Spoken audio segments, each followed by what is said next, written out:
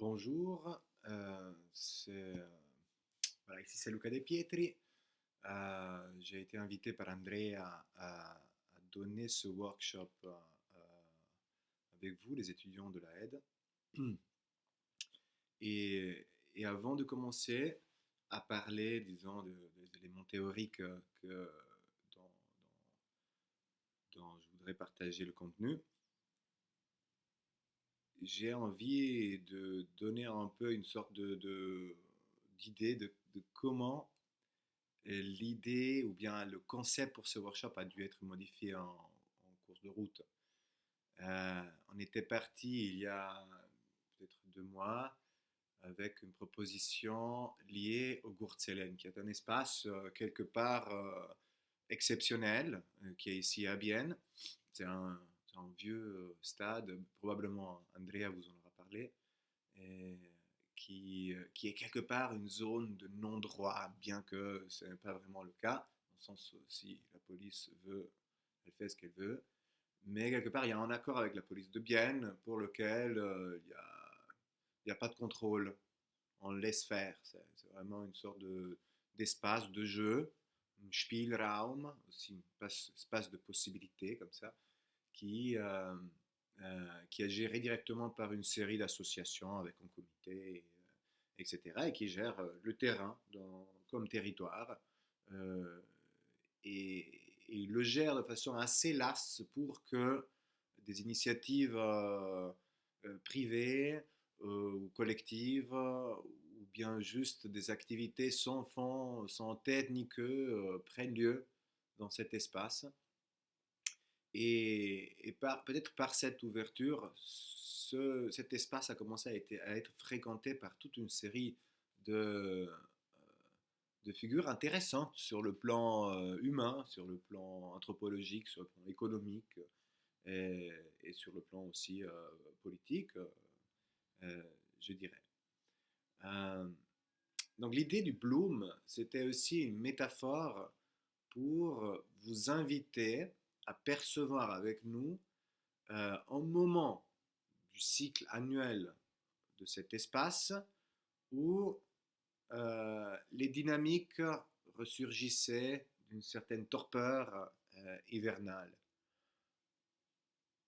Et ces dynamiques-là, qui sont plus ou moins établies, dans le sens où bien sûr il y a un comité, il y a une sorte d'organisation, il y a une officialité de la chose, mais quelque part les dynamiques, les rapports, les espaces sont sujets à des renégociations. Et surtout, l'espace lui-même est sujet à une réhabitation de la part de la population plus générale, euh, qui l'habitent différemment, comme il y a une sorte d'ouverture et il n'y a pas un programme tout à fait défini, il y a une spontanéité qui anime ce lieu de manière telle, peut-être, à le rendre tout à fait différemment de ce qu'il était l'année passée. C'est-à-dire, on perçoit, ou l'idée c'était ça, c'était de vous permettre de percevoir une atmosphère se créer et au moment où chacun des individus qui en faisaient partie contribuait quelque part à la diriger ou à l'infuser avec sa propre odeur, ou son propre sentiment, ses propres activités, ses propres images, ses propres paroles, ses propres euh, contacts. Voilà. Donc, du coup, c'était ça un peu l'idée. Et l'idée était basée sur, d'une part, le caractère un peu lumpen. Si vous avez parlé avec Andrea, le concept de lumpen est sûrement déjà ressorti. C'est-à-dire, euh, c'était de voir dans cet espace où la précarité, ou celle qui est vue comme précarité dans le reste de l'espace économique et politique suisse, européen, mondial, se concentrait et développait des stratégies tout à fait différentes de faire circuler tout type de ressources. Okay, ressources humaines, ressources économiques, ressources créatives, verbales, idéologiques. voilà, c'était une mise en commun euh, qui avait une prévalence dans sa représentativité d'une population euh, quelque part invisible ou pas vraiment considérée dans ce qui sont les productions débactuelles, politiques, verbales, artistiques dans le reste de la normalité. L'idée, c'était d'avoir accès à ça. Donc, il y avait cette idée de lumpen, d'esthétique lumpen, tout est bricolé, tout est illégal, il n'y a aucune norme qui est respectée, etc. Et de l'autre part, c'était justement de se concentrer sur l'idée de, d'atmosphère et de voir de quelle façon un groupe de jeunes artistes ou bien de jeunes tout simplement ou d'étudiants pouvait arriver dans un lieu et recevoir quelques outils pour pouvoir, même pas diriger, mais je dirais articuler plus ou moins librement sa propre perception, sa propre observation de ce qui se passait face à eux.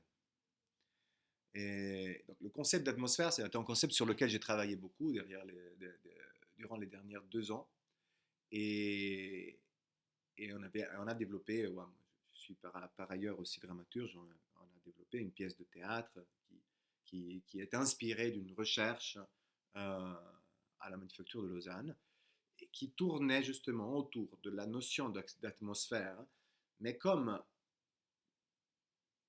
un concept qu'on a retrouvé, sur lequel on est quelque part trébuché durant le processus de recherche, en essayant de répondre à la question de la croyance aujourd'hui.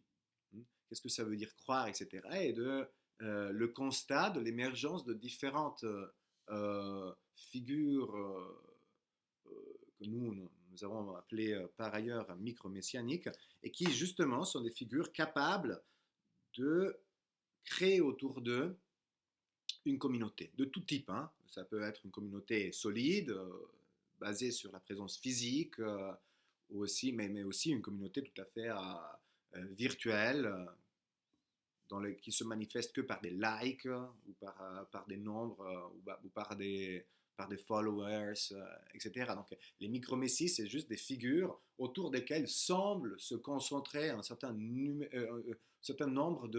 euh, de, de manifestations de partage de quelque chose. Donc bien sûr, c'est une figure très ambiguë, on a essayé de l'étudier, etc. C'était très, très complexe. Et à un certain moment, on a trébuché sur ce texte de Ivan Illich qui nous a aidé à mettre un peu de l'ordre dans toute cette difficulté ou cette complexité. Voilà, j'ai pris beaucoup de temps pour faire cette introduction, juste pour vous dire, voilà, Illich arrive dans un moment où on se demandait pourquoi les gens ont tellement envie de croire aujourd'hui. Dans quel état doivent-ils être pour être si réceptifs à n'importe quelle figure vienne leur proposer n'importe quelle vérité.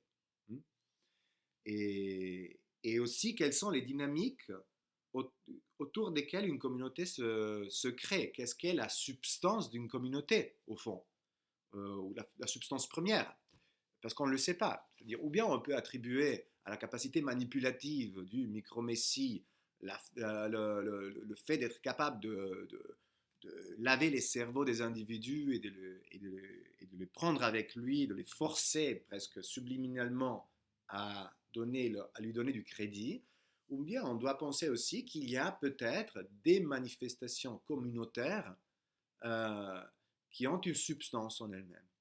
S'il y en a s'il y a une substance de la communauté, une substance de base, quelle est-elle et quelles sont les dynamiques au travers desquelles elle peut se déployer.